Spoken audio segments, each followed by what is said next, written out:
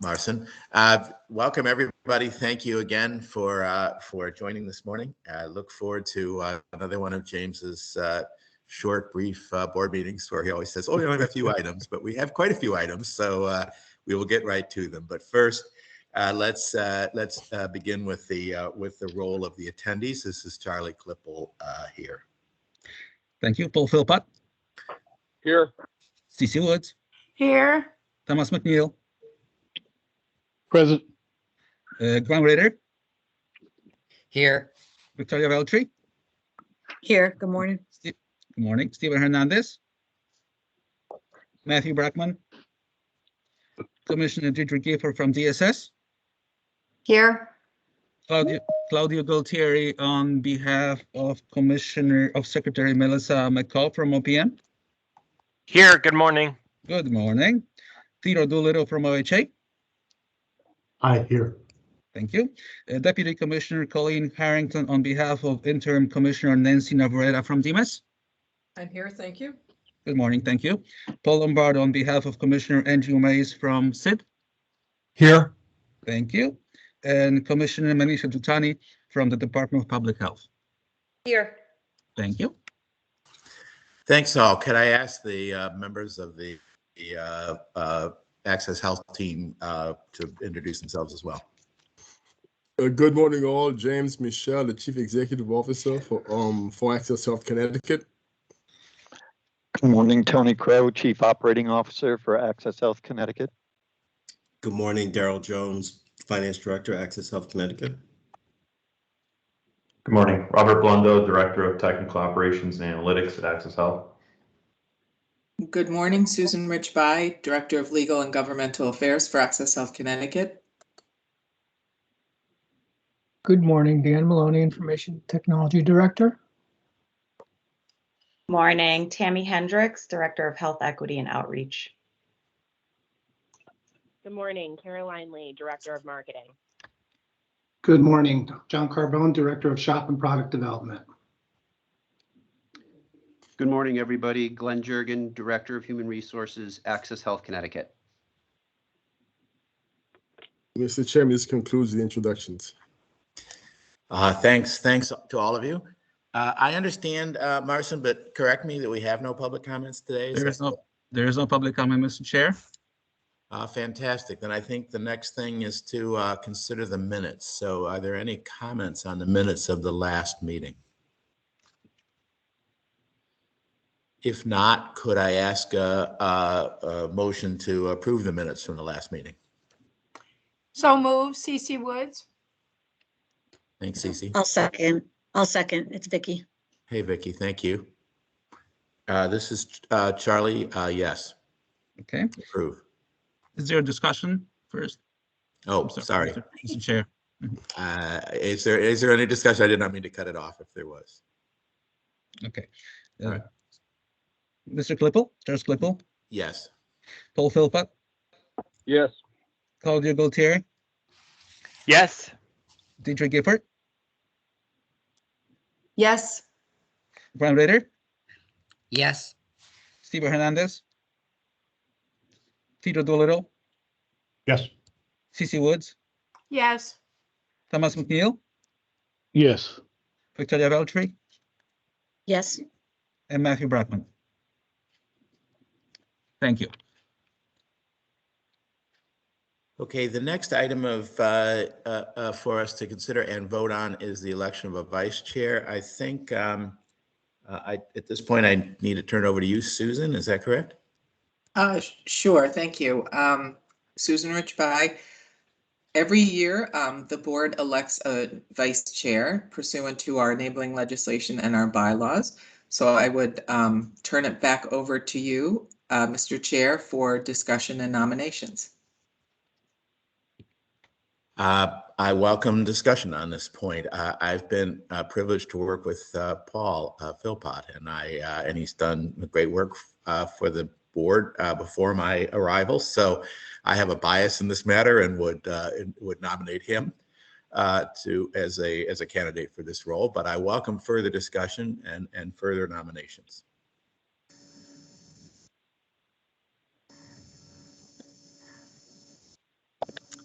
I would say I'm great with that. I'm doing a good job for a long time, so. Tom McNeil, I move Paul Philpott as the vice chair. I'll second it. I hope Paul wants it.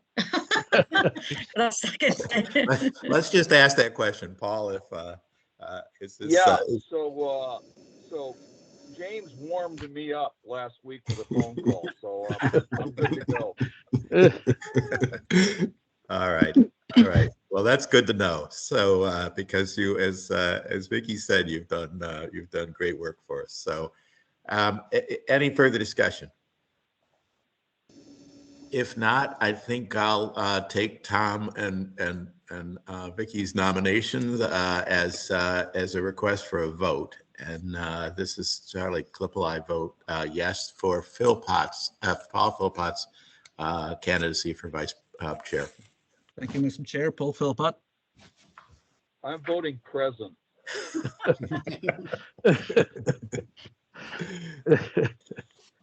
Claudio Gualtieri. Yeah, I vote for Mr. Philpott. Thank you. Deidre Gifford. Yes. Ron Ritter. Ron Ritter. Steven Yes. Hernandez. For Phil. Pedro Dolaville. Yes, put me down for 2 votes for Paul Philpott. Cece Woods. With great enthusiasm, yes. Okay. Thomas McNeil. Absolutely, yes. Victoria Valtry. Yes, thank you, Paul. And Matthew Brackman. Yes, absolutely. Thank you. Well, Phil, okay, you can just take over from here, I think, then. That'll be fun. No, thank you very much. And again, Paul, we're very privileged to have you as the vice chairman. Thank you. I think at this point, James, it's your agenda. Thank you, Mr. Chairman. Good morning, all. Welcome to the first Board of Directors meeting of the new year. I am James Michel, Chief Executive Officer at Access Health Connecticut. Let's begin our meeting today with a high-level update on open enrollment. Open enrollment ended this past weekend on Saturday, January 15th, with a total of 112,634 enrollees. This number represents a 7.3% increase in enrollment compared to last year. The increase is in large part because of the American Rescue Plan Act and the newly available financial help for many of our customers. Rob Blondo, our Director of Technical Operations and Analytics, will provide a more robust report about open enrollment, including the impact of the American Rescue Plan Act. We also have several other important updates planned for you today. First, we'll take a few votes to propose updates to our procurement policies and propose changes to advisory committees. And we will then hear from Rob Blondo about open enrollment. As you know, the Health Plan Benefit Qualification Advisory Committee met last week. They have already started planning for the 2023 year. Susan Richby, Director of Legal and Government Affairs, will provide more detail about those plans following our open enrollment update. We will then move into a detailed presentation by Wakely Consulting about the adverse selection study. This annual analysis helps us understand any potential adverse selections that may be happening in the marketplace.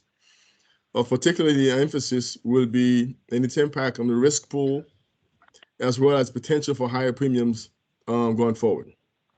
After Wakely's presentation, Tammy Hendricks, our Director of Health Equity and Outreach, will provide an overview of the Broker Academy. This important strategic initiative is launching to help address health disparities throughout Connecticut. Our successful press conference yesterday with Governor Lamont indicates wide support for this activation. The governor's support continues the positive feedback we are hearing as we have had preliminary conversations with community partners of ours. We look forward to sharing more information about where we are today and with the Broker Academy, as well as where we are headed in the future. Following Tammy's presentation, we will hear from Susan Richby, again, for a quick update on the Affordable Care Act policy, legal update. And we'll conclude a very brief looking at future agenda items. As you see, we have a busy agenda. I'd like to pause here for questions before we move on. Thank you, Mr. Chairman. Thank you. Susan, if you would. The procurement policy? Yes, thank you, Mr. Chair. So back in November, we presented to you some proposed changes to our procurement policies for personal services and also for real and personal property. The proposed changes were posted in the Connecticut Law Journal for a 30-day public comment period. The comment period has closed. We did not receive any comments. So we are bringing the item back to you for a vote. A copy of the proposed changes was included with your materials for this meeting.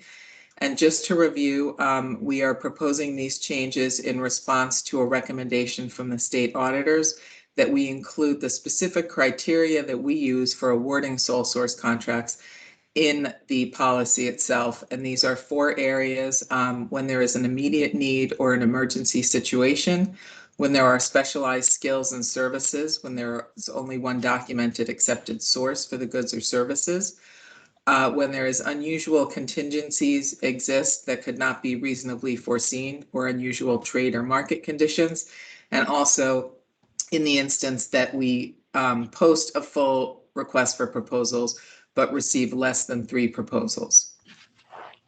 So as I said, no comments were received, and staff are now requesting that the board amend the policies as proposed. Thank you, Susan. You raised this with us before, so it is in fact, or it is at least in large part in response to the auditor's comments that we be more specific here. Any discussion on this point? Susan, it's Deidre. Sorry. Pardon me, Mr. Chair. Please. So these would be incorporated into the organization's policy is what you're saying, these criteria. Then is the board notified, or what's the process for, is there any board role, or are we notified when there's a sole source decision that's made? Not in the ordinary course of business. When there is a sole source and it would be under these one of these 4 acceptable criteria, there is a recommendation memo that is signed by the CEO, because it is within the CEO's executive discretion under the policy to award the contract. We can give notice to the board if the board would like when these instances arise. But it is something within the policy that it is within the CEO's executive discretion. And we're now delineating the instances where the CEO, would have that discretion for sole source in the policy itself. So, Mr. Chair, I guess I think it might be beneficial if there were just simply a notification process when a sole source is issued. That way the board is just able to have some kind of a window into how often these things are being triggered. I wouldn't want it to slow down or otherwise interfere with procurement, but maybe if we can add a notification, if other members agree, I think that would be useful. I think it's a fair point. How often historically has this been used? Do you have a sense, Susan or James? I mean, it's varied over the years. It's less and less so in more recent years. In the early days, when we had our initial work to implement the exchange and all of our technology and systems to be ready for open enrollment for 2013, obviously, it was a different timing environment for us. So it does come up much less frequently. There are instances, sometimes depending on what the goods or services are, where we'll put out an RFP and publicize it, but we may only get 2 proposals or 1 proposal. So that receipt of less than 3 proposals does happen periodically for some services, but it's not too frequently for any of these. But I can, if you're interested, I can get some statistics for you. No, I don't need the statistics. I'm just, it feels to me like Commissioner Gifford's request would not be particularly burdensome to the organization. No. So I'm just asking that as a question. No, Yes, not at all. Not at all, Mr. Chairman. Early on, Mr. Chairman, there weren't too many vendors who were willing to put their neck out for exchanges because we were brand new. They didn't know what was going to happen. Yeah. So it was a struggle to get vendors to come in. So that was very helpful earlier on. But now we are a well-established organization, so not a big challenge for us. Every now and then we may have some very unique skill sets that we need that's just not available, widely available. So Commissioner Gifford, we certainly could provide whenever we have any type of sole source, we could send a note to the board, and with the reasoning pursuant to the policy, who the vendor was, what we did, and so forth. Yeah. It feels like a good practice. So, and unless anybody would feel otherwise, but Susan, if you would add that to the policy, that would be great. Yes, absolutely. Mr. Chairman, if I could just add a comment, this is Ted Doolittle with OHA. Sure. I think it's a Hey, great idea. And certainly support this, especially given that James Michel probably will not forever be the CEO. I hope he is, but there'll be changes in the future, and it is a very good open payments type of policy that I support. Thank you for suggesting it, Commissioner. Terrific. I appreciate that, Ted. Any further discussion on this point? We'll have to come back to the question of how James becomes the permanent and never leaving CEO. But all right, hearing no further discussion, then with the addition that we've just discussed, could I get a nomination to approve or a motion to approve the changes in the procurement policy? Tom McNeil, so moved as amended. Second? Ted will second. Yes. Thank you. Charlie Klippel, yes. Thank you. Paul Philpott, Yes. Claudia Gualtieri, Yes. Deidre Gifford, Yes. Grant Ritter, Yes. Stephen Hernandez, Tito Doolittle, Yes. CC Woods. Ms. Woods, Yes. thank you. Thomas McNeil, Yes. Victoria Veltri, Yes. and Matthew Bratton. Yes. Thank you.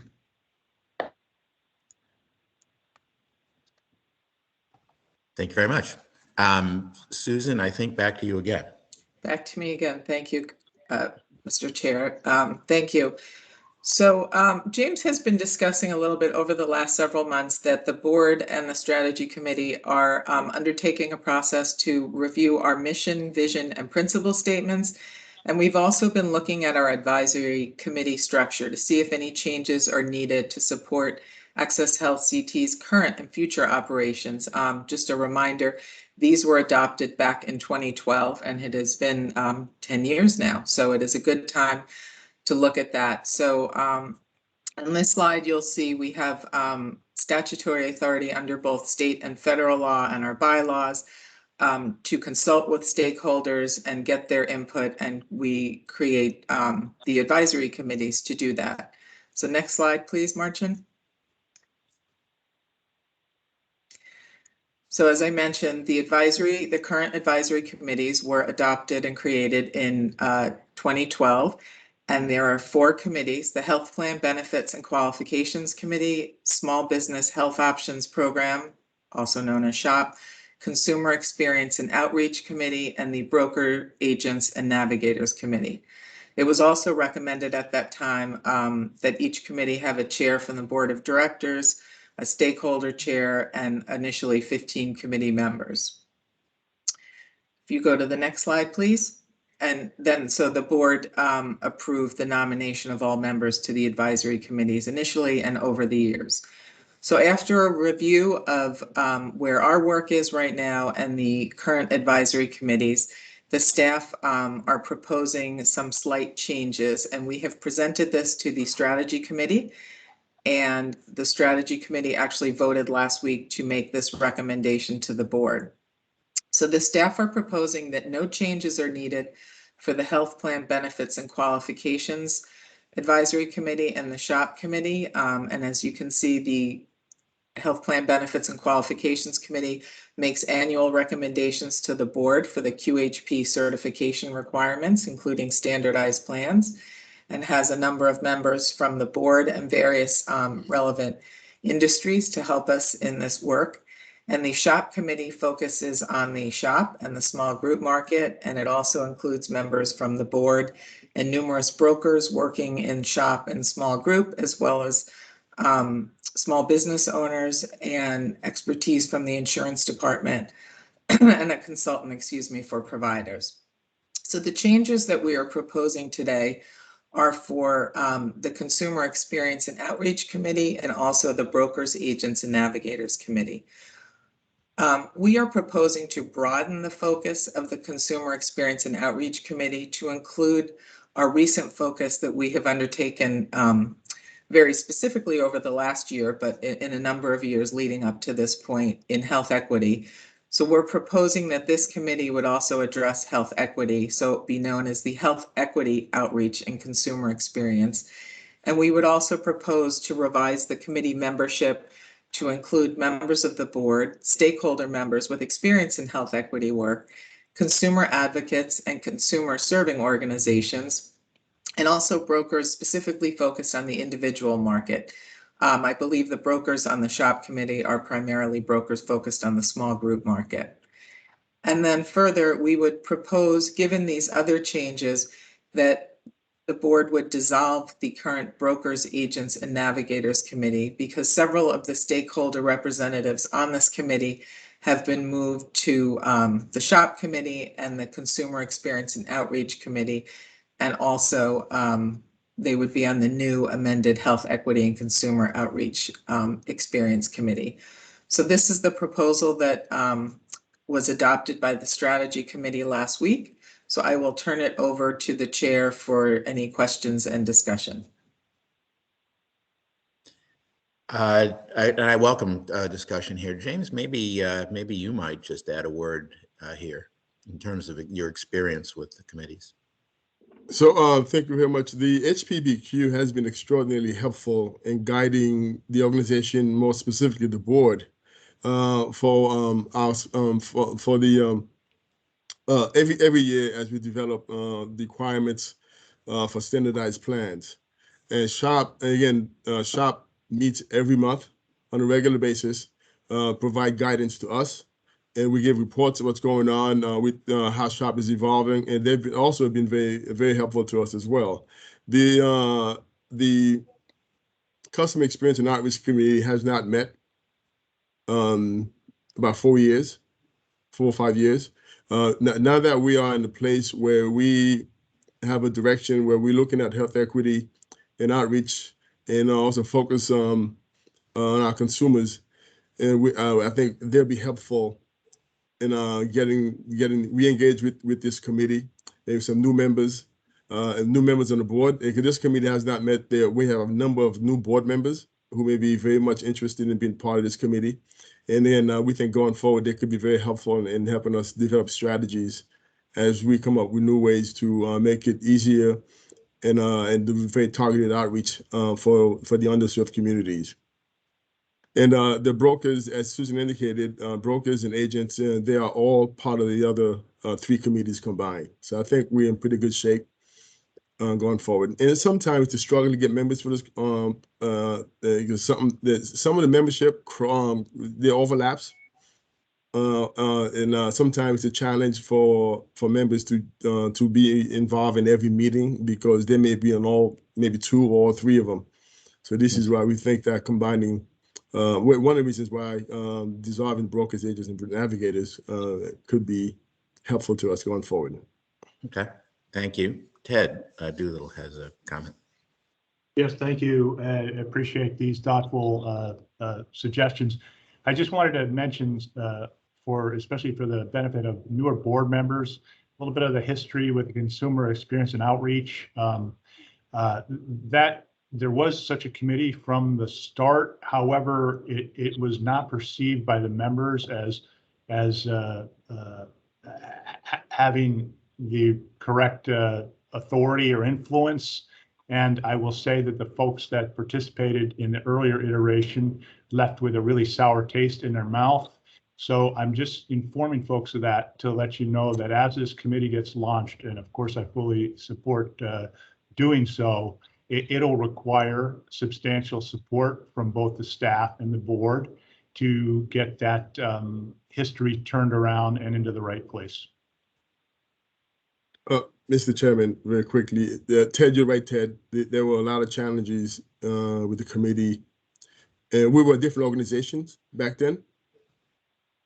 All right, and we are much more focused on engaging with the community, getting their input as we develop strategies to engage with the community, especially communities that are underserved, but all communities across the state of Connecticut. So our pledge is that we will engage with all three committees to ensure that that we're moving in lockstep with their input. That's great to hear. Again, I just wanted my colleagues to be aware that that they'll probably have to pay some attention to this in the first couple of years as we get this launched in the right way. And the historical perspective is very helpful, Ted. Any other comments or questions about this?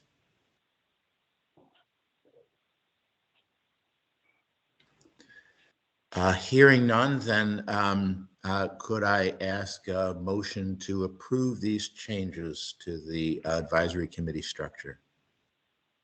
So moved, Paul. Thank you. Second, Gifford. All right, Charlie Klippel, yes. Okay. Paul Philpott, Yes. Claudia Gualtieri, Yes. Deidre Gifford, Yes. Frank Ritter. Mr. Ritter? Yeah. Okay, thank you. Steven Hernandez? Theodore Doolittle? Yes. Cece Woods? Yes. Thomas McNeil? Yes. Victoria Veltri? Yes. And Matthew Brackman? Yeah. Thank you. Thanks very much. And James, we'll look forward to updates on sort of the revitalization of the Experience Committee. Thank you. Thank you. I think next is Robert Blundo for enrollment.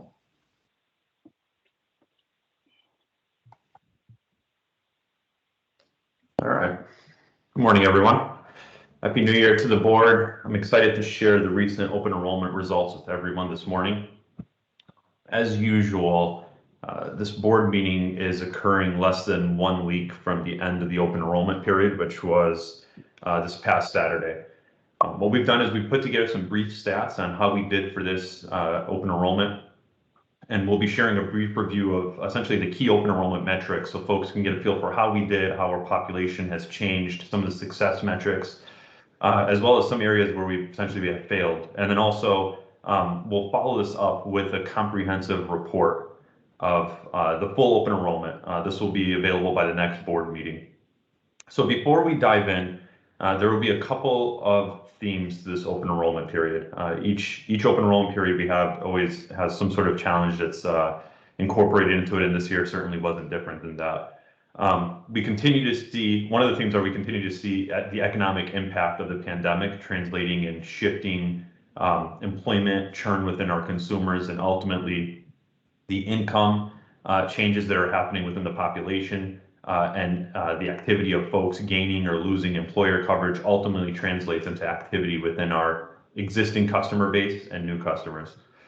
We continue to see that we're operating in a declared public health emergency, which has a humongous impact. I'll dive a little deeper on this, but essentially what it's doing is extending coverage for large swaths of Connecticut residents to ensure that they have coverage during the pandemic. That certainly is going to play in a role in some of the results we review. And then we also are seeing our first open enrollment period in this open enrollment in which we are operating post American Rescue Plan Act, so, or ARPA, you'll hear me reference it as. This is now, we're now operating where 100% of our consumers have determined eligibility in this post-ARPA world. They've been able to shop and compare plans with the new, more affordable rates and the revised contribution rates that were brought about by ARPA, as well as the removal of that 400% cliff.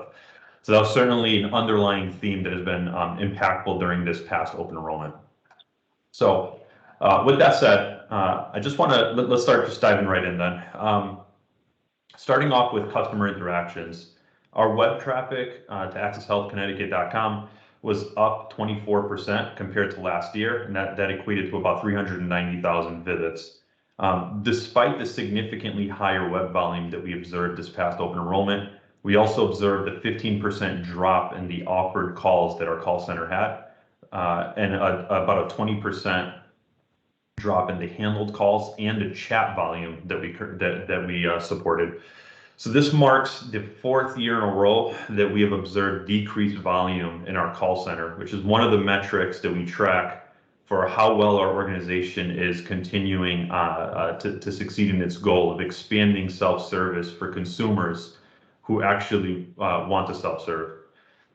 That self-service trend was particularly important this year, particularly because of the challenges we had mentioned leading up to enrollment and through open enrollment, in which the reality of the situation is the dynamic and environment we're operating in right now from an employment perspective made it extremely challenging for us to staff our call center and retain employees within our call center. During this open enrollment period, we're operating about 3/4 capacity within the call center itself. So our success, our investments in our system to help promote self-service through process and technology was really beneficial in terms of helping us weather that storm in that call with our reduced call center capabilities. Regarding enrollment and eligibility activities, we started out this open enrollment period with 107,000 enrollees, and that was about 8% higher than the prior open enrollment period. This is largely a function of the fact that we had an expanded special enrollment period for the majority of the year. And that was to support a few things. It was in alignment with the federal marketplace and their expanded special enrollment period. And then post ARPA, we had an additional qualifying life event or expanded special enrollment period to make sure that folks could get access to coverage and get access to those more affordable plans that were granted through ARPA. We closed, as James mentioned, we closed out this open enrollment period with 112,634 enrollees, which is about 7% higher than last year at this time. And to put this into perspective with other states, the last tally I saw, which was last week, Medicaid expansion, states that had Medicaid expansion were trending about 7.7% higher in terms of their QHP enrollment compared to the prior year. So the impact of the American Rescue Plan, its affordability is quite visible. Enrollees that were eligible for APTC are up about 20 percentage points. So we now have about 47.5% of our enrollees in APTC who are eligible for premium tax credit or advanced premium tax credits.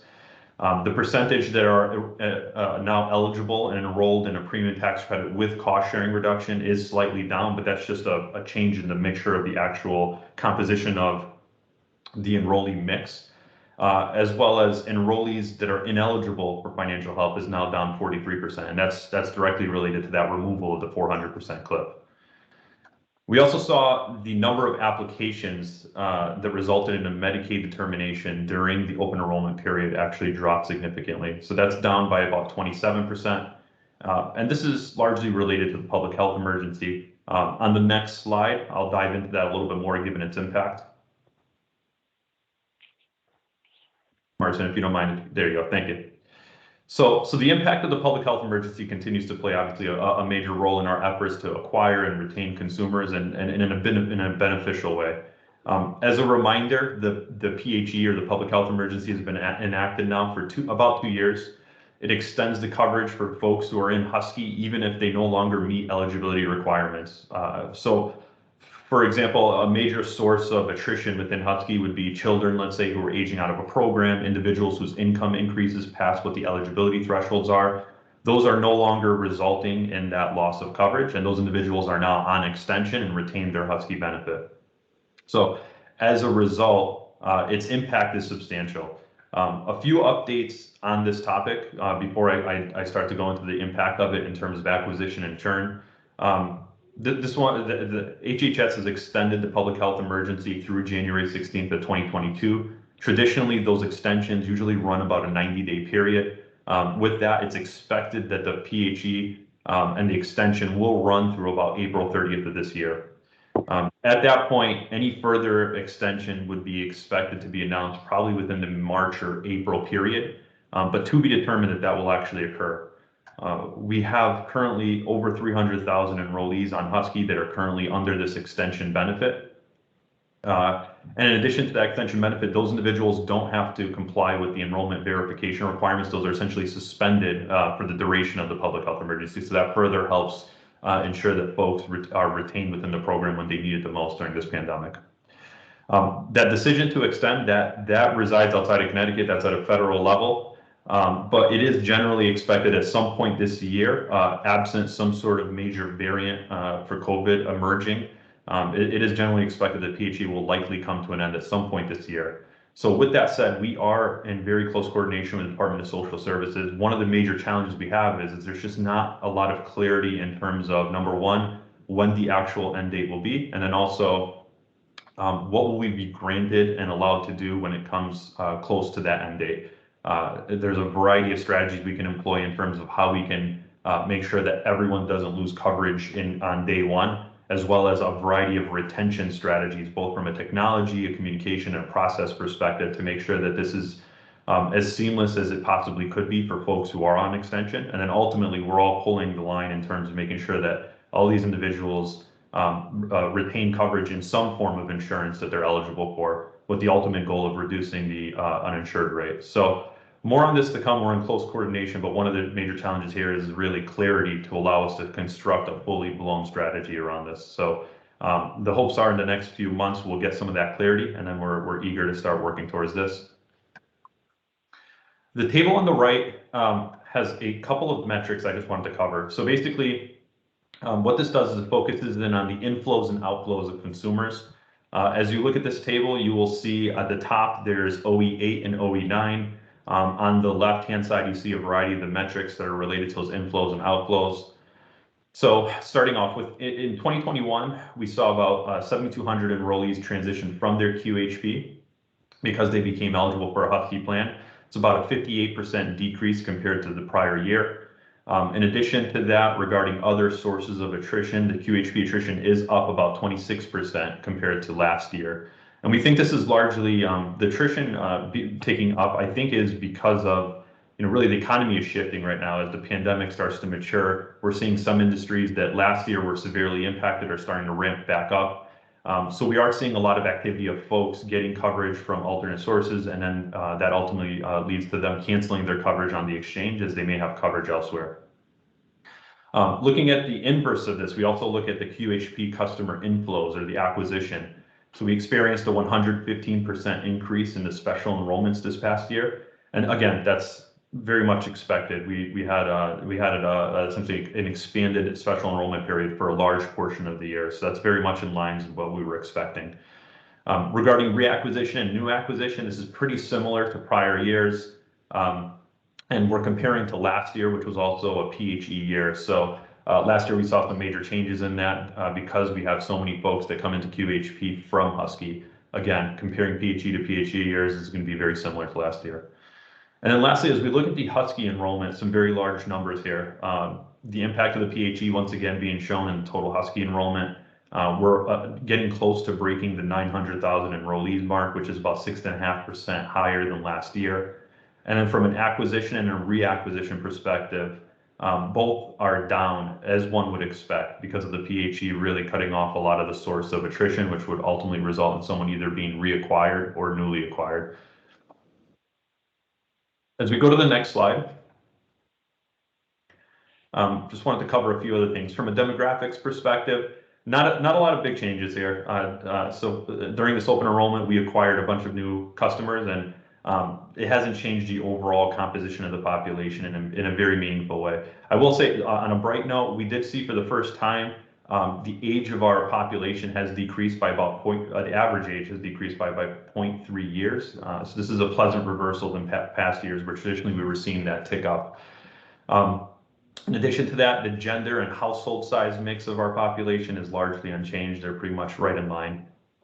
From a plan selection perspective, we are seeing a few things. So first of all, the number of enrollees who are associated with a broker, that is down for the second year in a row, although slightly, it's down by 0.3 percentage points.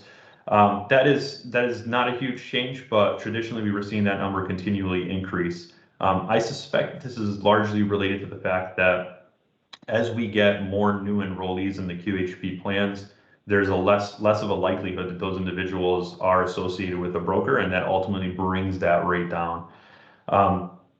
In addition to that, in absence of a large flow influx of Husky transitions, which we were traditionally getting before the PHE, those enrollees traditionally are more likely to use a broker, and we're not seeing that as well. So that's again playing a role in, at least in terms of the overall broker rate association.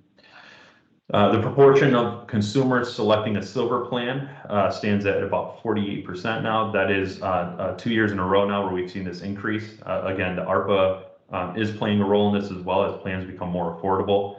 This is about 1.2% higher than last year. So a big change here. This is largely driven by ARPA regarding the premiums. Median monthly gross premium across the population has increased by about $47 at $678 median price per policy per enrollee. However, the net premium after premium tax credits has actually decreased compared to last open enrollment by $48, and it now hovers around $94 per month. Again, largely related to the affordability changes that ARPA brought about with it, as well as that removal of the cliff. From a retention perspective, we're pretty much right in line with last year. As a reminder to the board, that retention rate is essentially a modified retention rate. What we want to do is we want it to make sure that it's as meaningful as possible. So what we do is anyone who is aging out because they're becoming eligible for Medicare, or anyone who is transitioning to Husky, we don't track those for purposes of, we track them, but we don't track them in relation to the retention rate. All we track here is essentially the individuals who voluntarily canceled or were canceled because of their policy lapsing or expiring. So that rate remains above 90% and very much in line with last year. And then lastly, this last metric is one I really want to cover. I think this is something that I think we're going to have an increased focus on this, particularly in the next couple of months. So 16% of the enrollment is not eligible for financial help, and that's down substantially again because of the removal of that 400% cliff. Of those 18,000 enrollees who are not eligible, 60% of them have opted out of determining eligibility for financial help. So what that means is we have a question that indicates to the consumer, would you like to be determined eligible for financial help?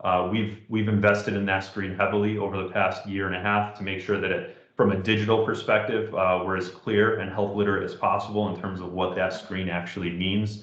We now have a pop-up that warns the consumer if they select no, what the implications of that would be. Despite that, we do have a lot of folks that still have it set to no. We've done outreach in the past to kind of try to spur those individuals to change that over to yes. But our suspicion is this. No doubt there are individuals that are above the 8.5% contribution rate. No doubt there are individuals in that group that assume and are correct in assuming that they probably make too much money to actually, their household income is too great for them to actually qualify for any kind of financial help. However, our suspicion is that there is a significant portion of them that are assuming that their household income is too great when it actually is not as great as what it could be to determine eligible for financial help. So what we're planning to do in the next couple of months is really a targeted communication plan. We'll be bringing in some geographic and psychograph data for these individuals based on where they're located, where they live. Based off of that, we'll be crafting up communications on two different fronts. First is we're going to take a strategy of trying to let them know that if they live in an area where many of those individuals meet the federal poverty level requirements to qualify for financial help, we're trying to create some kind of communication that essentially says, your neighbors or folks in your community traditionally qualify for X amount of dollars in help or some sort of help. And, that should at least hopefully bring that assumption level down. In addition to that, we'll be showing them the screen itself that actually has the question and trying to guide them to say, like, look, if you change this to yes, there's really no impact other than maybe 5 to 10 minutes of updating your application. And the result could be meaningful. So this really becomes a challenge of trying to make this as clear as possible, trying to make it as easy as possible for consumers to flip that to yes, and particularly doing it at a degree where when we see folks who we have strong indications that they are likely in that income range to qualify, how do we really maximize the communication to those folks? So more on this to come. We're looking forward to sharing the success on this in the coming months with the board. Okay, and Marcin, if you don't mind, if we can go to the next slide, thank you. So I just wanted to cover a couple of things that we're going to set our sights on as we have now reached the end of the open enrollment period. First off, traditionally, we would be focusing on post-enrollment verifications. This is oftentimes very much a large source of attrition and customer friction. Again, due to the public health emergency, Access Health for the qualified health plan population has made a decision where in the spirit of trying to maximize coverage during the pandemic, any consumer who's on a qualified health plan that has a post-enrollment verification requirement, those individuals were going to suspend that requirement for the duration of the public health emergency. So the good news is while we do have 19,000 households that currently have to comply with that, they will have an expanded time. It won't be the traditional 90-day period that they get. They'll have an additional 90 days. What we plan to do is once the public health emergency actually does end, we'll tack on an additional 90 days and do it in a way that we can spread the deadlines out so we can service and help these individuals to the greatest extent possible, as well as align with the Husky plans to make sure we're not overwhelming and overrunning our call center when folks start to actually have to comply with these requirements and their coverage could potentially be impacted. In addition to that, again, we continue to focus on how to make that experience easier. First of all, we have mobile. We've enabled that mobilely to let folks upload documents electronically. We're going to continue to try to get them to close these documents out prior to the end of the public health emergency in the spirit of trying to help us not only service them, but also retain coverage and try to spread, again, that workload. And then lastly, we're investing quite a bit into our technology and our user experience for the individuals who are coming into their accounts and how we communicate to them that they actually have items that are open that they have to take action on. So that work and those improvements to the digital experience are very much on schedule to be completed prior or just as the public health emergency could potentially end. So the good news is we'll have that revised and improved experience in preparation for that. From a premium perspective, again, a reminder, all of our consumers. Can I interrupt you just 1 second? I noticed that Commissioner Gifford has a question or comment, and I just want to make sure that she gets, if it's connected to something you already covered, that she gets a chance to say it before it gets too far afield. So. Thank you, Mr. Chair. I did have a question on the previous slide, Rob, on the number of people opting out of determination of their eligibility for financial help. So if they check yes to that box, what happens differently for them? I assume there's an income verification process that you were just referring to that they otherwise don't have to go through. Is that correct? Yes. So if the individual were to select no, the application is shorter. We no longer require them to enter information about their income. There's a variety of other questions that would flow into their determination of eligibility. So the selecting yes comes at the expense of roughly 5 to 10 minutes of additional application filling time. Right, but then there's I'm presuming there's a verification process of the income information that they enter. Correct. Correct. Okay. So in the event that they were determined eligible for financial help, then in that scenario, if their attested income was different than what we have from our federal income sources, in that scenario, they could have potential verification requirements. However, if they weren't eligible, there'd be no requirement. If they were eligible and they are in line with that threshold of income verification, let's say, then at that point, we would automatically close that verification out and they could get through the process without having to take any additional action post-enrollment. Yeah. And does the consumer, I presume that the consumer's notified of the verification at the time they fill in the information. And the reason I'm probing on this is because I suspect that there are a lot of people who just don't like the idea of their income being verified for a number of reasons. And so there's probably an irreducible minimum of people who just give me my health insurance and I don't poke around in how much money I make.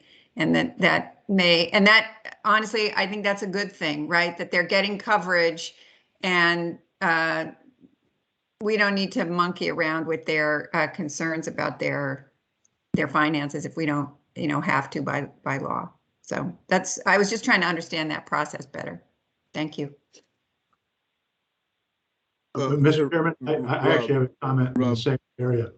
Yes, please. One quick follow-up statement to the commission. Commissioner, even if they don't get any advanced premium tax credit, but if they qualify for it, when they do the taxes, they could realize it when they do the taxes in the following year. So they could still claim that tax credit when they do the taxes if they qualify for it.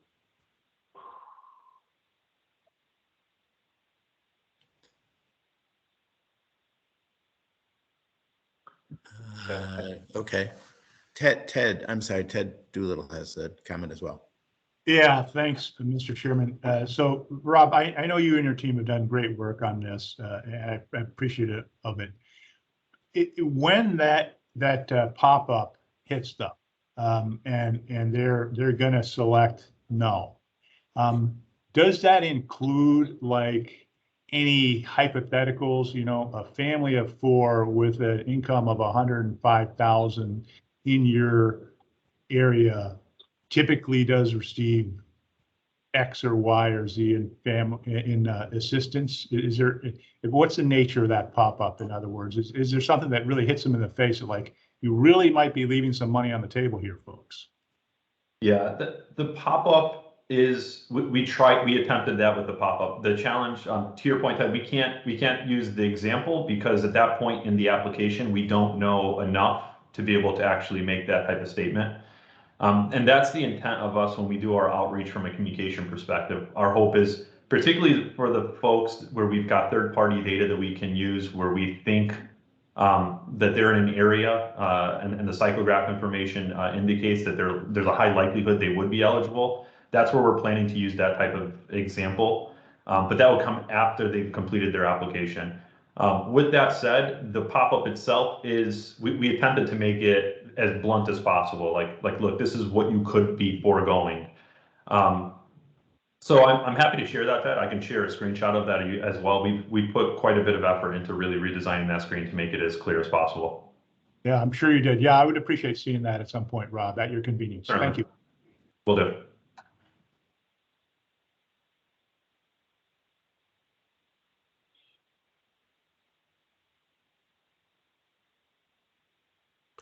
Mr. Chairman, looks like Matthew Brockman has a question. Yep. Okay. Before we move on, just 2 questions. One on the financial assistance do we have numbers on, I presume this is pullable, but on this question on the financial help, for those that are not eligible or have opted out of determining, do we have numbers on their retention year to year? Right? I mean, if these are folks who are saying, don't look at my stuff, and they stick with us anyway, I recognize our interest in making sure that everyone gets the best sort of bang for their buck in terms of the quality of their plan. But given that they've got other options potentially to even recover those funds, I'm trying to think through sort of what's the impact on Access Health necessarily. So I think there's some, what we do know is individuals who, retention is largely a function of price. That's what we do. So individuals who pay more for their policies oftentimes have lower retention rates. With that said, the suspicion here is if someone is paying the unsubsidized amount, there's a higher likelihood that and we know this from focus groups, the question becomes like, am I getting the worth out of this? Am I getting value out of this? And the hope here would be especially for the individuals who are paying that upfront fee, the goal here would be to make sure that they are getting that advanced premium tax credit so they see the lower net premium rate, and that would help with retention. To your question, we could certainly share those retention rates. That'll be included within the annual report that we send out as well. You'll see a breakout of retention by the premium tax credit qualifications. And we could certainly drill in once we get to that point. What I will say is that while folks will get those dollars back at the end of the year in the event that they do qualify for it, my concern is that oftentimes, as part of their return, they see their return, it's a lump sum oftentimes. Like when everyone completes their taxes, it's traditionally like, okay, well, I owe this much or I get this much back, and it's all a mixture of a variety of variables flowing into it.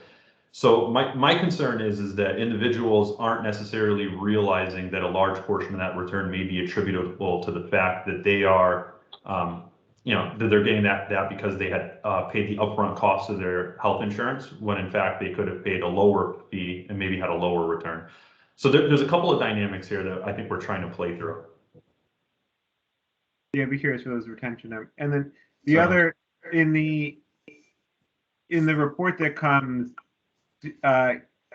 will there be, or could you include geographic breakdowns of what the population looks like, both in terms of sort of our overall place and then the OE numbers, right? Like, are we doing really well in Hartford County, but not doing as well in New London? That kind of thing.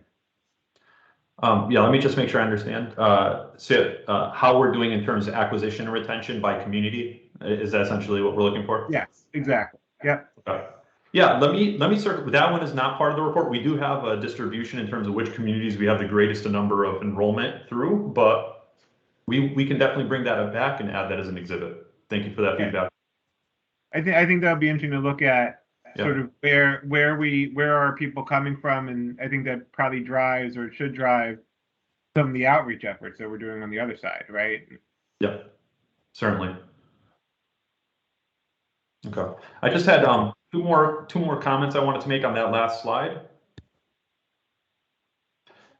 Just a reminder to the board, we are in the period of the calendar year in which effectuations need to occur for policies. So there's currently an estimated 13% of our enrollment that currently has a pending first payment date they are required to make for their policy. The carriers are working with those individuals, and oftentimes we'll do very much targeted outreach to those folks to remind them to pay their first invoice. But just in general, I think this goes without saying, ultimately throughout the year, if an individual is not making those invoice payments, that's ultimately going to impact their ability to stay enrolled. So that's very much important as we start to look down the road now that we've gone outside of open enrollment. And then lastly, we are getting to the point where we're in the process right now of actually mailing 1095As out. Again, in relation to the tax filing, we have about 98,000 1095As that are getting sent out this year. Those can be downloaded by consumers electronically, as well as for the duration of the tax season, and even a month after that tax season, and throughout the rest of the year, we will have a dedicated staff that is trained up on the 1095 topic, helping consumers resolve any kind of issues they might have. I'm excited to say that each year, the number of issues that arise from our 1095As continues to decrease, and that's a function, again, of Access Health technology and the process and our ability to actually improve the data quality that we have for our consumers. So we're expecting this coming 1095 season to be one of the better ones that we've had in the past. With that said, I just wanted to close out with a thank you, but also to the questions we just received. I would invite the board, if you guys have any exhibits you'd like to add, if you have any particular questions you'd like addressed, please reach out. That annual report that we create is, I think, over 50 pages now, and we're always looking for additional feedback in terms of what additional reports or charts or tables or metrics would be helpful. So please feel free to reach out to me if you have anything you'd like us to add. Thank you. With just one on that, would you be able to send the 2021 one to us again? I know we have it somewhere, but that way it's at the top of the inbox. We can look at that and think about, you know what I mean? Certainly, will do. Rob, thank you. Your presentations always generate discussion, and it's great discussion. So I appreciate that, and I appreciate the board members too for their comments as well. Thank you. Thank you. Susan, I think again, back to you. Yes, thank you, Mr. Chair. We have a brief update on the 2023 Qualified Health Plan certification process. As we talked about earlier, the Health Plan Benefits and Qualifications Advisory Committee assesses the need for the certification requirements each year, including the standard plan designs. So this graphic will show you the cycle throughout the year. We are at the beginning part of the year. The U.S. Department of Health and Human Services releases its regulatory guidance for the upcoming year, and they did so in very late December, the draft Notice of Benefit and Payment Parameters for plan year 2023, and also the draft Actuarial Value Calculator for 2023. So this has started our cycle. So the Health Plan Benefits and Qualifications Committee held its first meeting for this year on January 11th. And the next meetings will be held in February and March, hopefully so that the committee and April, if needed, can wrap up its work to make recommendations to the board for the April board meeting. And of interest in the Notice of Benefit and Payment Parameters that was released recently, they are proposing changes to the de minimis ranges for the AVs, the actuarial values for some of the plans. So we are looking at that with Wakely, our outside actuaries, and with the carriers as well, who both have actuarial representatives on the committee. So that is very useful feedback that we get from the carriers along the whole process. So as we're developing the standard plan designs, they are running and testing through their own data as they have to, so that we know we won't have any surprises, to make sure that the plans that the board approves can be used by the carriers. So as I said, the hope is to present the recommendations to this board in April for the board to adopt, and then Access Health will release its application to the issuers in late April to give them sufficient time to design their plans and proposed rates. And those have to be filed with the insurance department in early July, and also file all of their materials with Access Health at the same time. And then the work continues throughout the year, and the rates are usually approved by the insurance department in mid-September, all driving so that we have everything ready for a little shopping prior to the start of the open enrollment period on November 1st. So if anyone has any questions. So we'll continue to give the board updates as the committee works through the process. Thank you, Susan. Any comments or questions? If not, then Susan, I think just for an introduction from you. Correct. Thank you, Mr. Chair. I would like to introduce Julie Andrews of Wakely Consulting, our outside actuaries, and they have prepared the adverse selection study for 2021. And just as a reminder, and Julie will go into more detail, this is an annual legislative requirement for the exchange. And Julie will provide you with information on adverse selection and also the results of the study. Thank you. Thank you, Susan.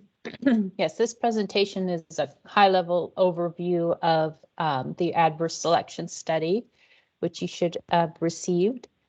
If you advance to the next slide, as Susan mentioned, the study is a legislative requirement and focuses on identifying adverse selection from 3 potential sources, as well as we open it up to look at other sources that may be emerging in the marketplace. Possible actions are considered in mitigating the selection impact and ensuring the exchange sustainability. One of the key tenets then is to define adverse selection, and we have defined it as a market segment attracting a higher health risk versus another. And we are using the risk scores derived from the Federal Risk Adjustment Program and their measurement in the various segments to be evaluated. Finally, we measured the differences in the loss ratios before and after the Federal Risk Adjustment Program to determine if that program is adequately mitigating the risk selection amongst the issuers in the marketplace. On the next slide, our approach to this study was a dual approach where we did quantitative analysis, collecting data from all of the issuers, as well as doing a survey of issuers in the marketplace for their own experience, their concerns, as well as possible solutions that they'd like to be considered in resolving marketplace challenges. So on the next slide, the statute requires, as I mentioned, the review of 3 potential areas of adverse selection. The study reviews all 3 and incorporates a review of other potential sources. The statutory selection areas are grandfathered versus non-grandfathered plans. Grandfathered plans are those plans that were established prior to enactment of the Affordable Care Act in 2010. The second is reviewing selection in the small group market with the interaction with self-funded plan options. And the third is we'll review if there's any selection happening on versus off the exchange. On the next slide, we also take into consideration other things that are happening in the marketplace as the regulatory environment continues to change. The pandemic has continued to color all elements of healthcare again in 2021 and continues to be a challenge in 2022 as virus variants challenge the healthcare system. The market has offered enrollees exceptional circumstance, special enrollment periods, and has continued to eliminate or lessen cost-sharing barriers for testing and vaccinations. The vaccination rollout has expanded to include additional younger populations and added boosters to fight the variants. The long-term impact of the virus and the deferral of healthcare and the economic as well as mental health impact of the lockdown will continue to emerge over the coming years. On the legislative stage, the Biden administration introduced new legislation in 2021 improving the affordability of the Affordable Care Act under the American Rescue Plan. The current congressional environment may limit new legislation through 2022 midterm elections. However, regulatory activity will continue to provide program changes, such as the recently emerging coverage of home test kits. So on the next slide, we cover our first statutory requirement, and that is a review of grandfathered plans. The survey responses over the years indicate that there is no longer any material enrollment in grandfathered plans in either the individual or small group marketplace, and therefore they pose no selection risk to the exchange. We'll move on to our next statutory requirement on the next slide, and we'll go ahead and advance to the bar graphs. And look at selection potentially on versus off exchange in the marketplace. We started our analysis by looking at risk transfer payments from the Federal Risk Adjustment Program. The Federal Risk Adjustment Program seeks to equalize risk in the market amongst issuers. It does not reduce, however, adverse risk in the overall marketplace. The graph on the left demonstrates a deterioration in the average risk of enrollees off exchange, which are represented by the light blue bars, while on exchange enrollee risk profiles are presented by the dark blue bars.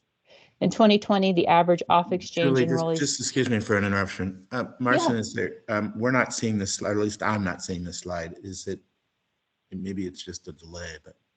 Yeah, there's. I see there should be two.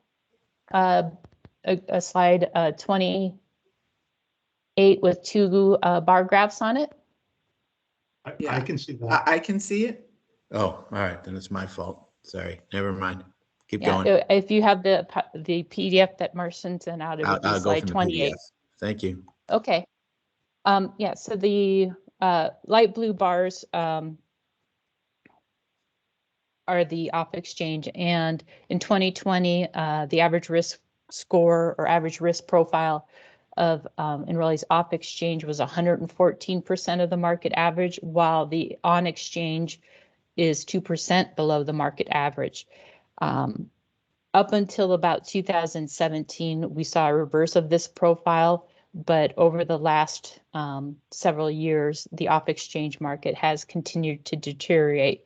And if you look at the graph on the right, a lot of this is potentially likely due to the deterioration in the off exchange and enrollment that has occurred. So again, The dark blue is the on-exchange enrollment, while the light blue portion of the bar represents the off-exchange enrollment, which has decreased as a percentage of the overall market from 35% in 2017 to under 15% in 2021, which represents a little under 14,000 enrollees. The dark blue portion of the bars, the on-exchange enrollment has remained relatively steady, indicating that these enrollees are either not moving on to the exchange and are either accessing coverage elsewhere or going uninsured potentially. To further explore on the next slide, the federal risk adjustment rate remains the key mechanism for adjusting for adverse selection amongst issuers. The graph on the right illustrates simple loss ratios, claims over premiums for on versus off exchange before and after the risk adjustment transfers compared to an 80% loss ratio benchmark. The loss ratio is a financial metric indicating what percentage of premiums was needed to pay claims. A percentage below 100% means premium was available to cover administrative costs, taxes, and a contribution to surplus, ensuring a strong marketplace. In 2020, comparing the two gray bars on the left of the graph, the on-exchange loss ratio increased from a pre-risk transfer basis of a 75% ratio to a 77% ratio on a post-risk transfer basis, thus reflecting risk transfers from on-exchange plans to off-exchange plans in response to their higher risk. In 2020, ratios, if you look at the two gray bars on the right side of the graph for the off-exchange, their loss ratios decreased post-risk adjustment from 87% to 62%. So indicating that the risk transfer is working to mitigate the risk for the care across the issuers. You will notice that as one looks at the loss ratios over the 3 years versus the 80% benchmark, there's been a great deal of volatility in results. And the box on the left kind of lists several of the key policy changes and things that were happening in the environment, in the marketplace, which have contributed to the financial volatility year to year. You will notice that overall loss ratios on combined on versus off exchange were below 80%. And when looking at the minimum loss ratio component requirement of the Affordable Care Act, which is a 3-year average formula, we did find that in 2020, one issuer did pay rebates in the Connecticut market for 2020 as a result of COVID. On the next slide are our survey observations gathered from the issuers in the marketplace. The exceptional circumstances, special enrollment periods offered in 2021 for the public health emergency and the passage of ARPA added almost 19,000 enrollees to the marketplace. However, issuers observed that the new enrollees had higher claim costs and observed greater enrollment churn with the new group, meaning that they did not maintain coverage throughout the year. As issuers look into 2023, there's concern for potentially new QLEs or qualified life enrollment periods, such as that has been proposed federally for individuals under 150% of the federal poverty level that CMS already acknowledges would increase up to 2%. This is an optional, this is required federally, but for state-based exchanges is currently optional. There is also concern regarding the timing and impact for the end of the public health emergency and coverage redeterminations within Medicaid programs that may change the current makeup of the individual market. And then there was just the ongoing regulatory and legislative uncertainty remains with ARPA. Will it get extended past 2022? How will issuers manage the coverage of the home test kits and then just coverage of vaccinations, boosters, and the ongoing testing of the populations. Other things that are going on in the individual market, as Rob mentioned, is a changing mix. In the past, we've observed a shift in the plan choice towards bronze plans over time. One can observe how the silver plan, the gray pie portion, has shrunk over time in favor of the bronze portions. This trend has obviously slowed in 2020, and in 2021, we're actually, in fact, observing an increase in the gold enrollment, which is the dark orange portion, increasing from 6 to 9%, which was in part driven by a selection on the off-exchange market. The shift doesn't necessarily mean adverse selection in the marketplace, but indicates a preference or selection trade-off for a lower premium over lower cost sharing.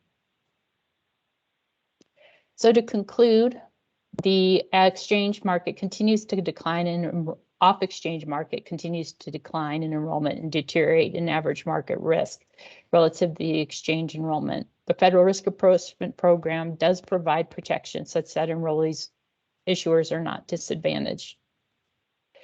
On the next slide, the statute does require a review of the small group market on versus off exchange, which we have not addressed. The on exchange enrollment is under 2,000 lives, and an evaluation of on versus off exchange would not be credible. So while we are unable to compare on versus off exchange small group plans, we do look at the overall market results, and we'll talk more about that in the section regarding self-funding. Some recommendations that came both from issuers and what we've seen is to continue to monitor this off exchange and overall market enrollment, to look for options to encourage an enrollment and improve affordability for all. The shifting metal mix has the potential to shift metal level affordability and narrow the price variance across plans. Review use of exceptional circumstance, special enrollment periods as we enter a post-pandemic period, and seek to limit their use and continue to improve validation of eligibility for existing qualified life events. Always, there's the option to pursue 1332 waivers. For now, it remain an important mechanism for the market to define solutions that might be unique to Connecticut. This could be a reinsurance program or expansion of the covered Connecticut program. So let's move on finally to the last statutory requirement of self-funding. The last looks at the potential of adverse selection impacting the small group market by potentially removing healthy groups that would seek to go self-funded. We're unable to really collect data through our survey from plans that offer self-funded plans. Self-funded plans are covered by the Department of Labor and ERISA, and so there are not very many public resources to find reporting on self-funding specific to the Connecticut market. So as in past years, we've run into challenges and have relied upon various employer survey group and studies to provide some scope as to how the self-funded market may be changing. But to start, we're going to look at how the overall small group fully insured market enrollment has changed over time. So if you look at the graph, looking from the bottom to the top, we continue to observe declining enrollment. There was a 16% decrease in 2020, and 2021 emerging enrollment is anticipated to be a 5% or more additional decrease. The disenrollment may be attributed to many drivers and not just self-funding, but potentially economic drivers, et cetera, that are happening in the market. We go on to the next slide, summarizes the feedback from our survey. And this year in our survey, we did expand it to include observations from brokers as a key touch point in the marketplace between the fully insured and the self-funded plans. The survey provided a picture of the makeup of groups that are moving to self-funded. Most plans that choose to move and go self-funded and go through the underwriting process have been able to see up to a 10% savings. And they assert that the common stop loss level is 30,000, which is above the current state regulatory minimum of 20,000. At a high level, stop loss protection in the self-funded market provides claim coverage per individual employee over the threshold. So let's say an employer would not be responsible for individual employee claims over the 30,000 in this example. Wakely also requested feedback for other mechanisms small group employers may use to provide coverage for employees to determine if they're a factor as well as impacting the small group enrollment. So that included the Qualified Small Employer Health Reimbursement Arrangement, the QSERA, and the Individual Coverage HRA, the ICRA. Both allow companies to set allowances for employees to use on health insurance policies in the individual market and coverage of other medical expenses.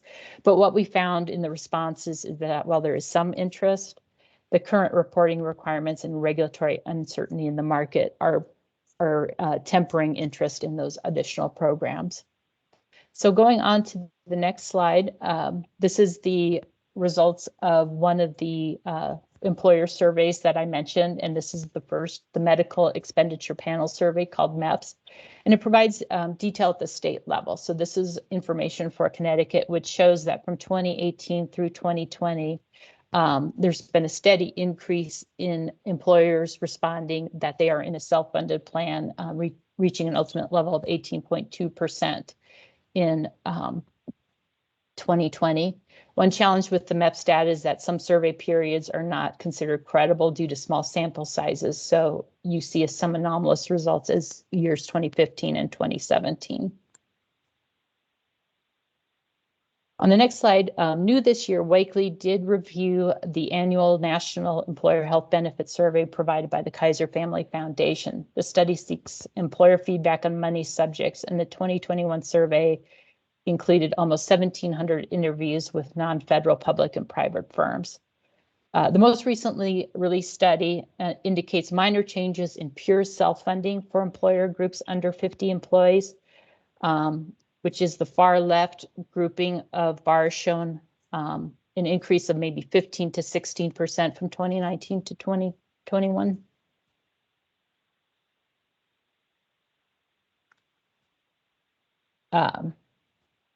But the difference between the self-funded and level-funded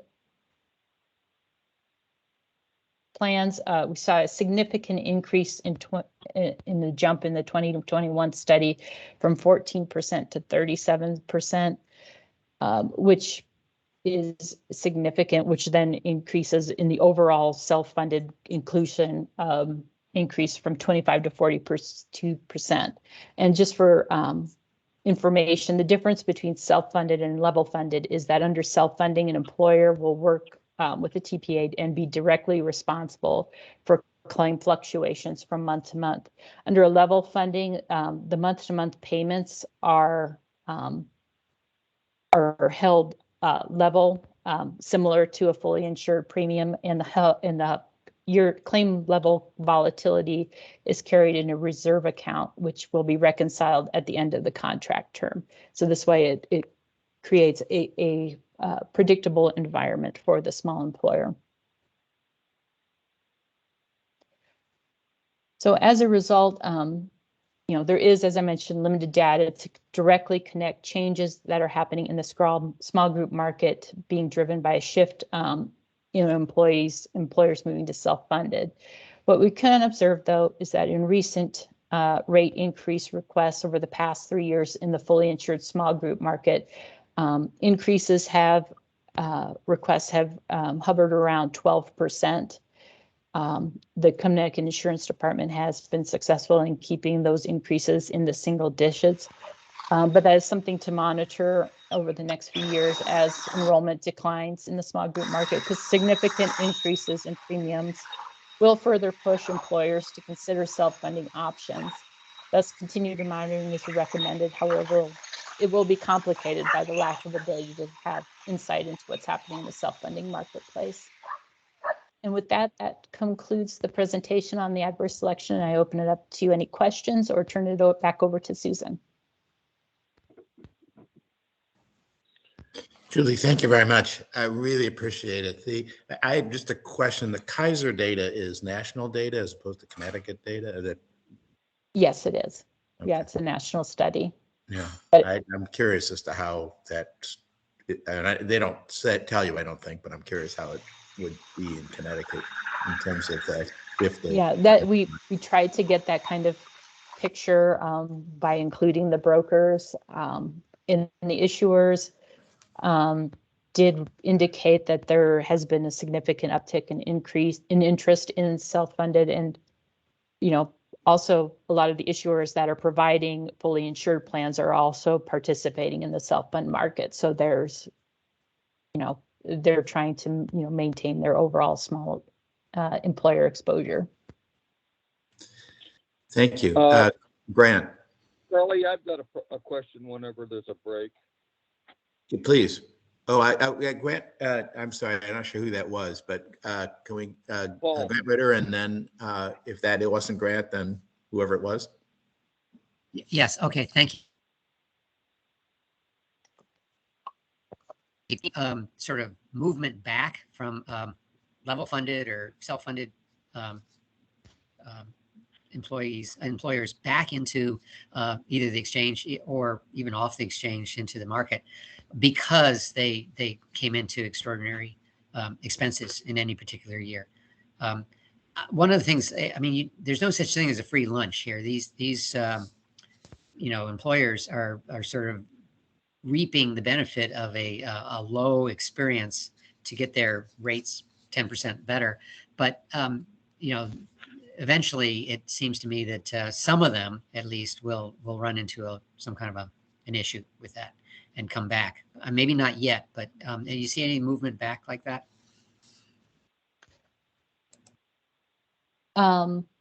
If that occurs, where there will be, unfortunately, in talking with issuers, they're unable to track when a small employer leaves and goes to self-funded or comes back, because it's hard to manage that life cycle capture. Right. So all you're seeing is the average effect, and the average effect is still sort of an outflow from the fully funded or fully insured into the self-funded or level funded plans. That's the average effect, or the net effect. Yeah. Paul, I think that was you. So another question. Yes. Thank you, Charlie. Just a quick observation. I would think that any groups that go self-funded and then boomerang back into fully insured wouldn't be the best risks. So I don't know that there's any, I don't know that portends there's going to be any relief in the future. The adverse selection. Yeah. Yeah, right. Yes. There would be selection, obviously. Yes. So my question for Wakely and Paul, if he wants to opine, is do you guys have any data about the average age of the fully insured small group market in Connecticut over, say, the last 5 years, and what's happened to it? Yes, that's one of the data elements we do collect, and it's remained relatively stable.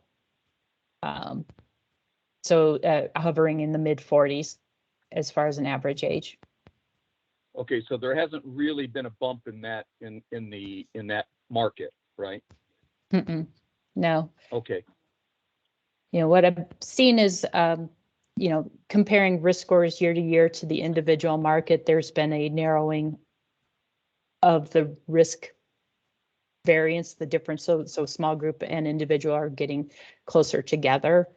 Now, that could be individuals improving, or it could be small group is deteriorating, but that is something that I have been observing over the years as well. Okay, so the risk score, if you look, forgetting about age then, if you look at risk score, you guys have been seeing a somewhat of a deterioration in the small group market, is that right? Yeah, as compared to the individual market. And compared to the that's something as well to observe and watch is how the small group premiums relate to the individual market premiums, which may make the Coursera and the ICRA more attractive. Right. Okay, good. Thank you. Thanks. Grant, did you have another question? Or is there any further discussion on this? No, I'm fine. Thanks. Okay, hand's still thanks raised. very much.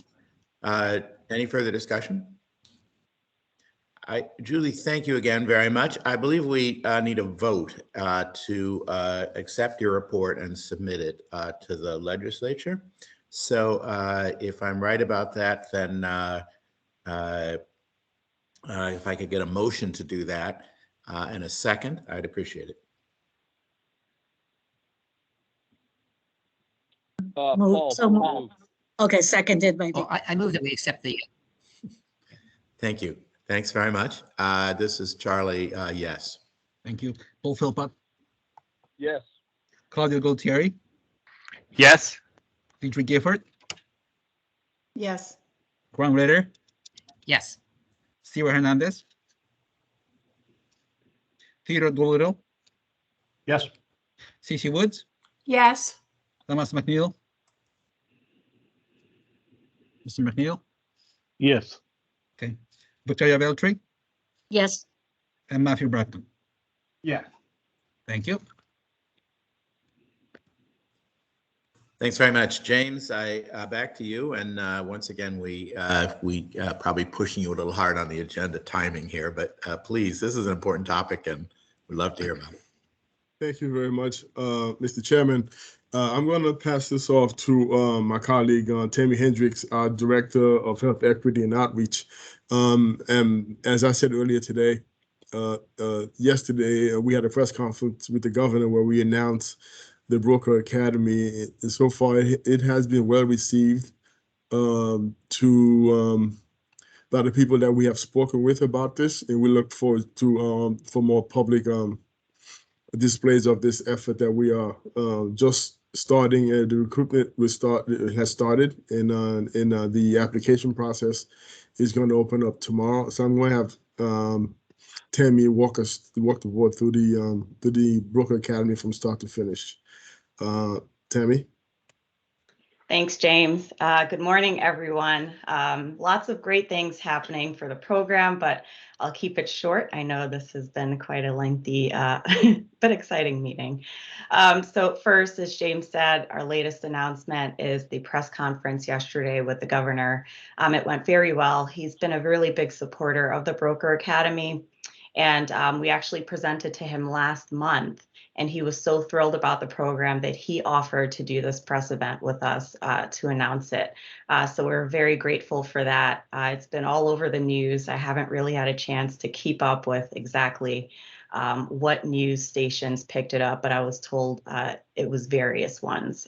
So we're appreciative of the great news coverage. We knew how beneficial this program is, but it's great to have the public on board as well. So now we are moving to the next phase of scheduling meetings with the mayors in the prospective areas to further engage the communities that way. But I just wanted to recap on some of the presentations we've done so far. So far, we've presented to Anthem. We have a Connecticut presentation scheduled for tomorrow. I've presented to both navigators, so CRT in Hartford and Project Access in New Haven. What's great is that they'll also promote the program to their partners and the consumers that they serve as well. And they will also have paper applications available at their office. So individuals who don't have access to technology can walk in and do the application process with our navigators, which is also helpful. We've met with the Archbishop at First Cathedral. We had a presentation with him. He's also excited about the program. He invited us to table at his Sunday service. So we will be there this Sunday. This is a very large church. They have over 11,000 members. So they serve an extremely large population and can definitely supply us with some great recruits. So we're looking forward to that. Other presentations have included Department of Labor, We spoke with the commissioner there who's willing to share information about the program and also has given us the go-ahead to present at the American Job Centers in Hartford, Bridgeport, and New Haven. And finally, we are working to connect with some more organizations in Bridgeport, including the Council of Churches, their community center. Their community center actually offered to us to use some event space as well. So we're looking forward to that. But these are just a few presentations that I wanted to highlight. Many others have been done, and we are looking forward to doing some more. But to further reach all of our partners on a larger scale, we have the marketing team engaged, and they are working on a newsletter that will go to both the broker community and our community partners. So well over 2,000 contacts there that will be engaged, and we will let them know about the program as well. So a lot happening, more to come. And we can move on to the next slide. I'm sorry, I don't want to rush through too much, but I do want to make sure I'm done timely here. Another big announcement, we've received our first grant from the Connecticut Health Foundation. They have been great allies with us. Really excited to see us stand up the program. We received $25,000 to help with the startup costs associated with recruitment and the outreach phase. But we are in the process of pursuing a larger grant with them, as well as other grants from a few organizations as well. So very good news there, and we're excited about that. We can move on to the next slide, Martin. The other big news, our IT team actually completed the new Broker Academy page and application form. This page will be available tomorrow. They also designated 2 emails for the program. One email will be used for general questions. One will be for application questions. We actually received a few emails from consumers about applying for the program shortly after the press conference yesterday. So we are gearing up for applications to come our way. So we definitely will encourage folks to apply online, as that will be the fastest way. But of course, they can apply at our Navigator sites as well. Once we start accepting students in the program, which we're guessing we will start the acceptance process close to the end of February, beginning of March, we will have a committee to review the applications. So right now, the Broker Academy team is John from Shop and Caroline from Marketing and myself.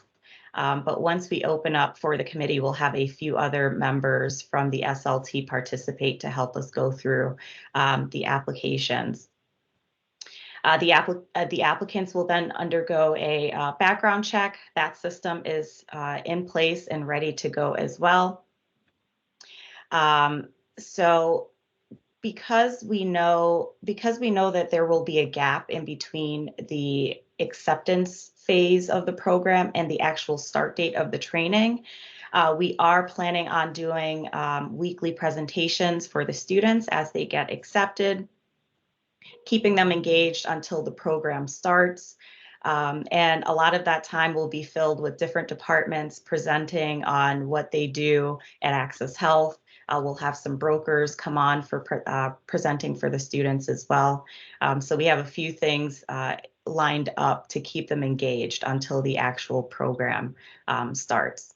But the application process is ready to go. We will launch tomorrow, and we are ready to really get started with the program.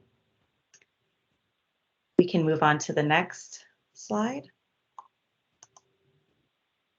So the next steps, the webpage will go live tomorrow. We'll start accepting applications.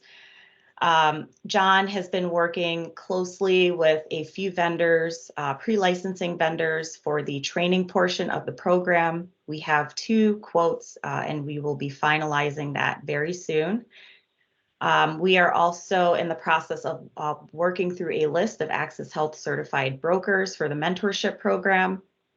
Once we know how many agencies want to get involved, we will start developing a curriculum of topics of what they should cover with the students. And we just want to make sure all the students get the same training and hands-on experience during this apprenticeship portion. So we are moving along with that.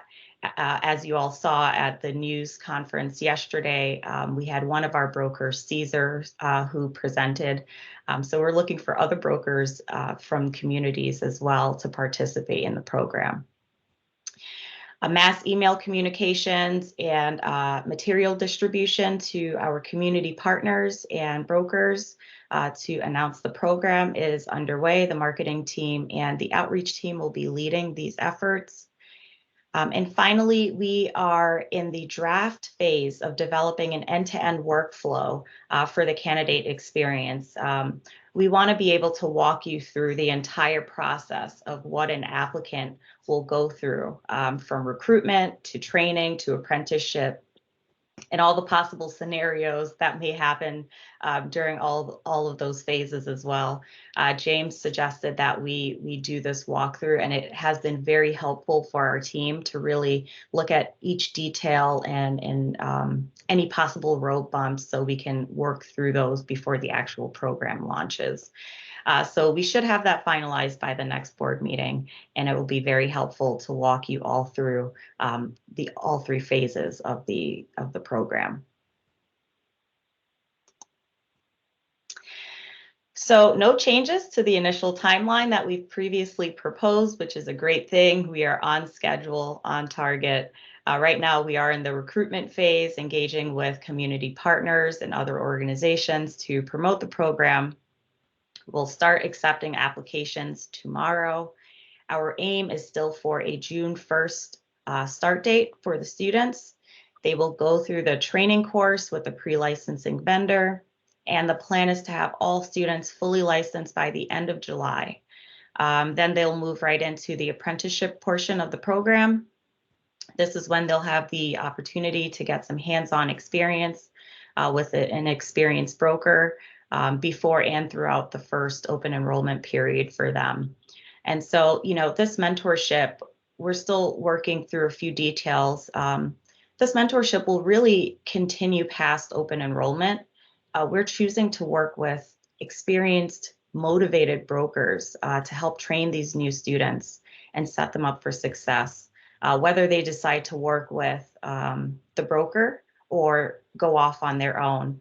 So we're really excited about the brokers that we've engaged with, and they've been very excited to help us along with the program and support us.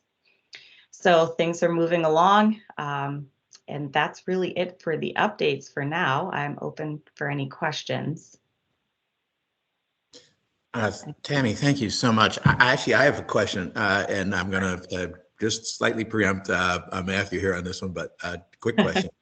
I think ultimately for these careers to be successful, and James has talked about this, these brokers will probably look to sell product beyond the exchange products, right? So we've talked about dental and life. The one that occurs to me is Medicare Advantage, maybe Medicare Supplement. There's that which is really sort of the bread and butter of a lot of brokers. A lot of the carriers who write that coverage don't participate in the exchange today. And I think there's an easy way to outreach to those carriers and try to get them excited about this. So I don't want to sort of, get out of your timeline here, but I think as you develop materials specifically that could be shared with carriers who offer other products in the state, and try to engage them. At least I'd be very happy to promote that among the carriers who are not currently connected with the exchange. So it's a comment, not a question, but keep it in mind. Charlie, thank you, Charlie. Part of the strategy here is it's a long-term strategy. You get these brokers trained and licensed and certified with Access Health, but ultimately, we do want to offer more products and services for the underserved communities above and beyond health insurance. We know every year on average about 10,000 of our QHP customers morph into Medicare.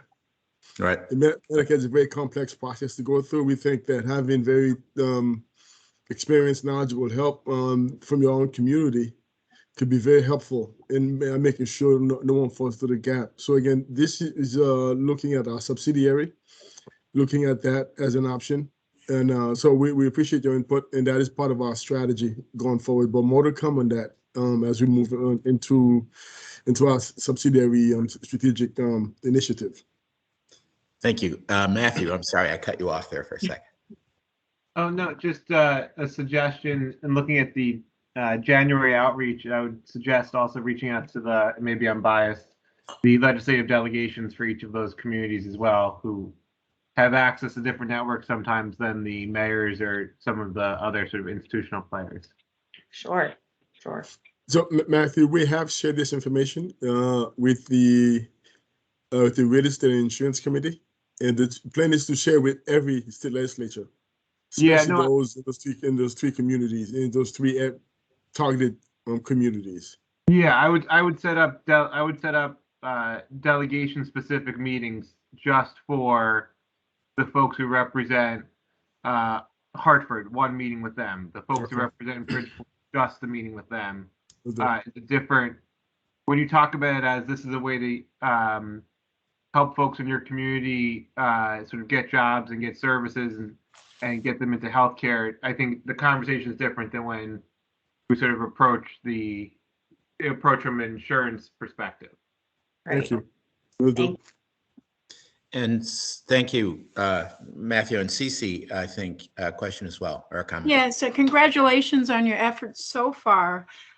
If you live outside of the targeted community, say, for example, in East Hartford versus Hartford, can you apply to be in the Broker Academy? Yes, and we actually started to stress that more. So we've started to refer to those areas as the greater Hartford, greater New Haven, greater Bridgeport areas. So yes, I have started to stress that more during the presentations.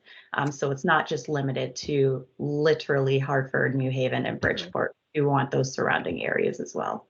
Yeah, the breast conference yesterday was excellent, and thank you again. Yes. Thank you very much.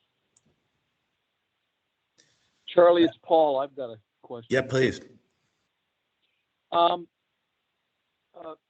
By the way, the program's brilliant, and what I see of the early implementation here is really great. So again, congratulations. My question is, do we have a target or an estimate of the number of people we'd like to apply, and a target or an estimate of the number of people we think will complete the training? Well, we want to recruit 100, and I want 100 to complete the training. So ideally, that is what we want. Of course, there may be attrition there, but the target is 100 students to recruit, and I would like 100 to complete the program. Okay, that's great. Thank you. I'm sorry, I can't think any other way right now. Yeah, 100% graduation is excellent. 100%. Got to aim high. Veltri, I think, has a question as well, or a comment. Thank you. Thank you, Charlie. Just a quick question, or maybe two comments. One is, well, first of all, I think it's great that we're doing this. I obviously fully support it. Do we have, or maybe it'll just depend on this wave, a plan for Eastern Connecticut, which kind of seems out of it, at least right now, which I get that you're concentrating on highly populated areas, but so I would ask that question. And then secondarily, and I'll do my broken record thing, is now that we have this opportunity that we're reaching out to these larger community organizations or the cathedral and stuff, can we use those connections as well to like go back and talk to them about, Covered Connecticut and other things, to just open up those lines of communications? So those are my 2 points. So Vicky, appreciate the question and thank you for your comments. Number one is this is we are considering this as a pilot. So we are out the gate with 100. And as we go through the process and work out the kinks, next year, we want to expand throughout the state of Connecticut, including Eastern Connecticut. And we know the London areas, Norwich areas, areas that are impacted with high uninsureds as well as impacted by health disparities, as well as northeast Connecticut as well, and rural. But a lot of folks up there also need the equal amount of support and help from us. So yes, the answer is yes, but in the next phase, we will expand to those areas. The question about Cover Connecticut, we have been doing those. We have been doing outreach directly with the First Cathedrals and other organizations in those communities. We do continuous outreach. We meet with them, we talk with them about Cover Connecticut starting last July when we first started. We have been doing that. We will continue to do it. But to your point, while we are engaged with them face-to-face talking about Broker Academy, we will also promote Cover Connecticut as well. That's always been in the plan for outreach. Yeah, I just figured like there's I know, I'm in the Catholic side of the equation, but we always have announcements like at the end of Mass and things like that. And there's ways to kind of reach that entire population and hit. I don't know if that's allowable depending on, how people run their, masses or things like that. But seems like an easy way to just hit, a few hundred people at once or 100 people at a time. So that's great. Thank you. Yeah. Thank you. I think we have a question. Thank you, Vicki. We have a question from Stephen Hernandez as well, or a comment. Well, first, I really want to congratulate you and your team, James. We can't overstate how this is really a multi-pronged strategy. It's not just about health equity and health access, but it's also about a workforce strategy. It's about empowering communities from within. It's about multi-generational impact. So the fact that you committed to this so clearly, that you've stuck to your timeline, it really does show how an agency can be run so well and effectively. So thank you so much, James, for this work and really for believing in the people that we serve. Thank you. Thank you, Stephen. Cece, did you have another question or comment? No, I didn't. Okay. No. All right. Any other questions or comments? I think we all join congratulations to the team for this. It really is a remarkable effort. So I here to Stephen's comments. Thank you. Thank you. Thank you. James, the time is tight, so I don't want to give short shrift to Susan, but I also want to be aware that people will disappear shortly. So how should we proceed? In 5 minutes, then we should be all done. Susan's going to go, then that'll be it. Susan? Yes, and I'll keep it. I'll keep it quick. I'll move quickly, Mr. Chairman.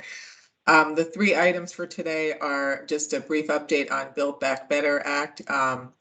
As we talked about earlier, the draft notice of benefit and payment parameters for plan year 2023 from Health and Human Services, and also recent guidance that has come out on insurance coverage for at-home COVID tests.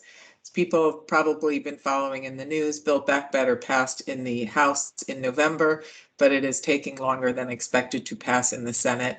It is right now behind the voting rights bill, which did not have a great day yesterday. So we will keep our eyes on that. The hope is that it could get passed, Build Back Better, or some kind of compromise legislation, hopefully before the State of the Union on March 1st, or around that time, which would be important for the president. So we will continue to monitor that. Just touching on, here's a number of items in the notice of benefit and payment parameters for plan year 2023. We're reviewing and we'll submit comments next week to HHS on these. They range from a number of areas for carriers and exchanges and the marketplaces. And then if you go to the next slide, Marcin, just briefly, people are probably interested in the news and guidance on coverage for at-home COVID tests. In December, President Biden talked about private insurance plans covering the cost of over-the-counter COVID-19 tests, and HHS released, HHS and the tri-agencies actually released guidance last week. This will provide for 8 at-home tests per person per month. People can get them at a pharmacy. Hopefully that's in network without any cost sharing. If they do have to purchase it with cost sharing, they can submit for reimbursement to their plan. I believe the limit is $12 per test. Some of the packages come 2 tests, so it would be $24 for a 2 package. And also recently, the federal government went live with its website for people to also order tests as well. So a lot of resources going on to help the community, especially where we are right now in the pandemic, to give people more access to tests.